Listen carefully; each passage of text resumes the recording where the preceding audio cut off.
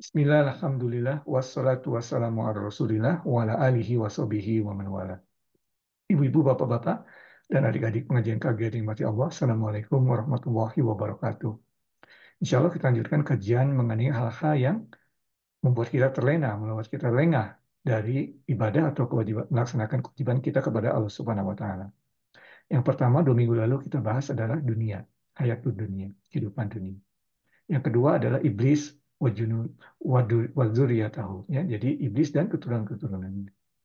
Dan yang ketiga minggu ini insya Allah kita bahas yaitu nafs atau diterjemahkan dalam Indonesia kadang sebagai diri ataupun nafsu. Ya.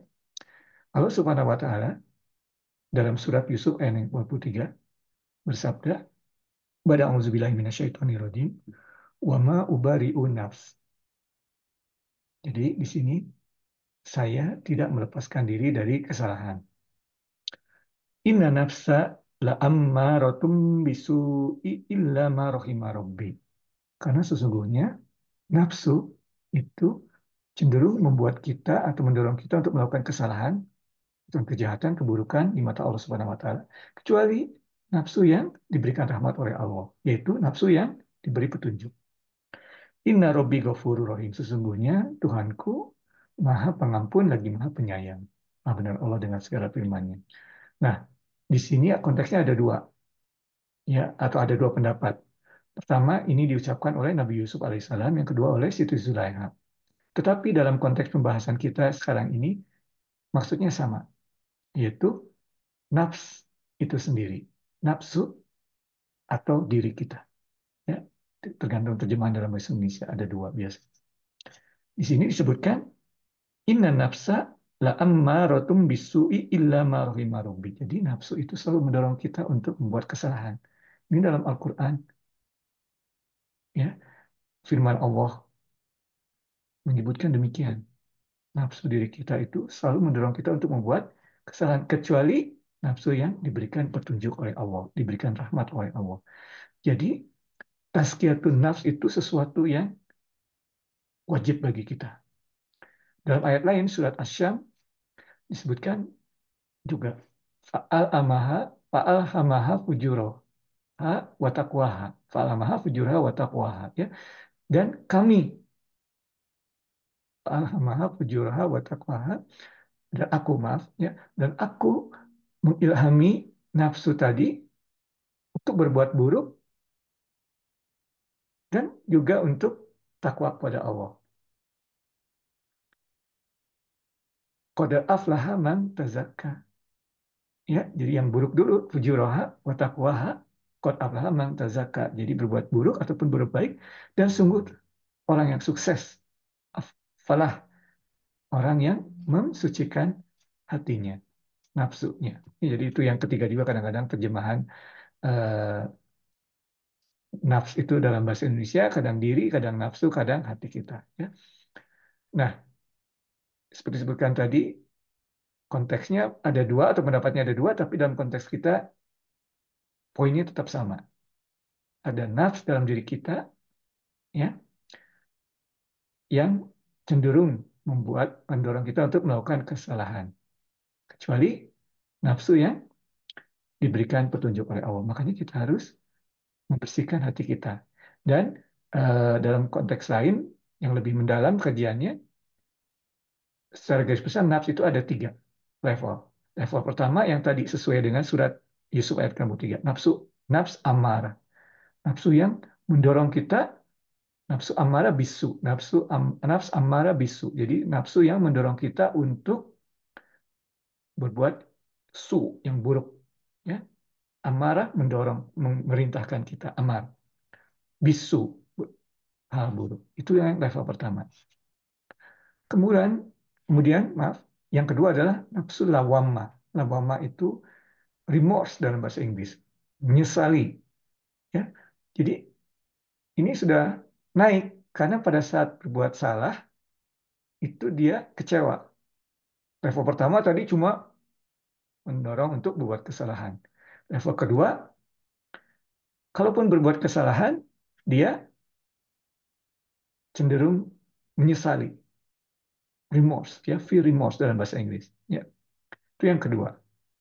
kita kebanyakan insya Allah berada di level ini, ya paling tidak, ya abs lawama, ya jadi kita berusaha untuk meningkatkan kecewa, kemudian berbuat yang lebih baik, kecewa, berbuat yang lebih baik. Jadi nafsunya, jiwanya semakin baik. Yang ketiga adalah nafsu mutmainnah, ya jadi tranquil soul dalam bahasa Inggris. Ya terjemahannya jadi jiwa yang tenang, mutmainnah.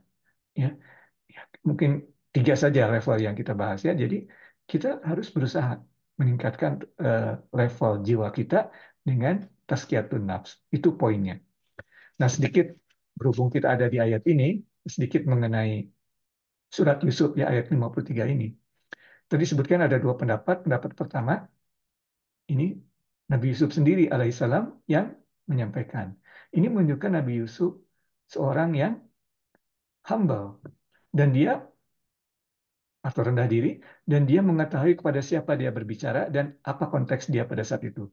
Ya pada saat itu Nabi Yusuf itu belum diketahui sebagai nabi, ya tidak seperti Nabi Muhammad misalnya di Mekah setelah menerima wahyu disebutkan dalam oleh Jibril uh, oleh Allah melalui Jibril untuk mendeklar bahwa dia seorang nabi.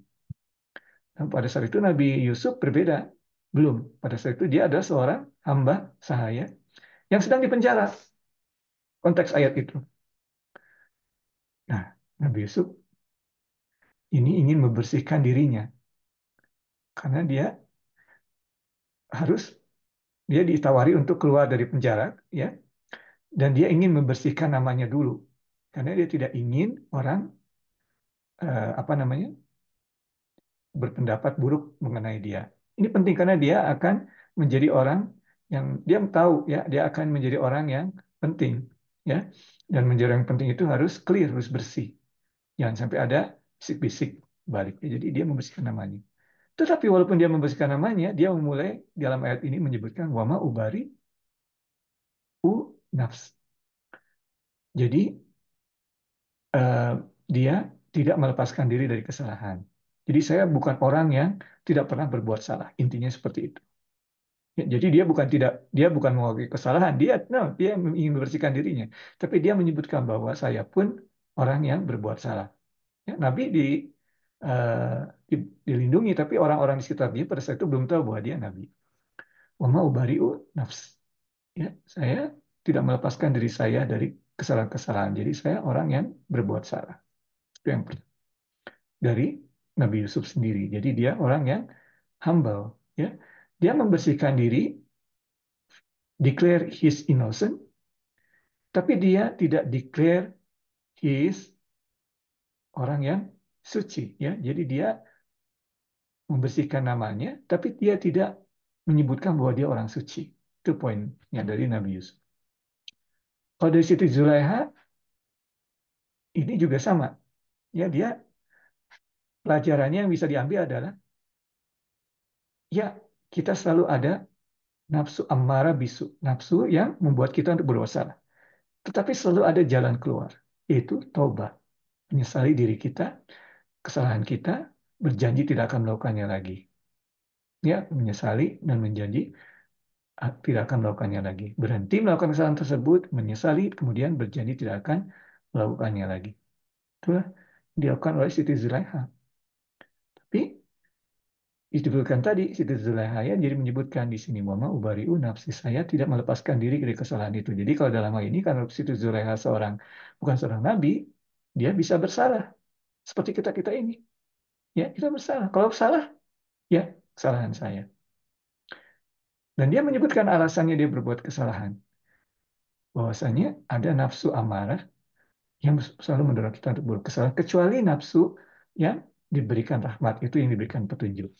Demikian ibu-ibu, bapak-bapak, dan adik kajian-kajian yang Allah. Kajian kita pada kesempatan kali ini yang benar hanya dari Allah, kesalahan dari Ivan sendiri.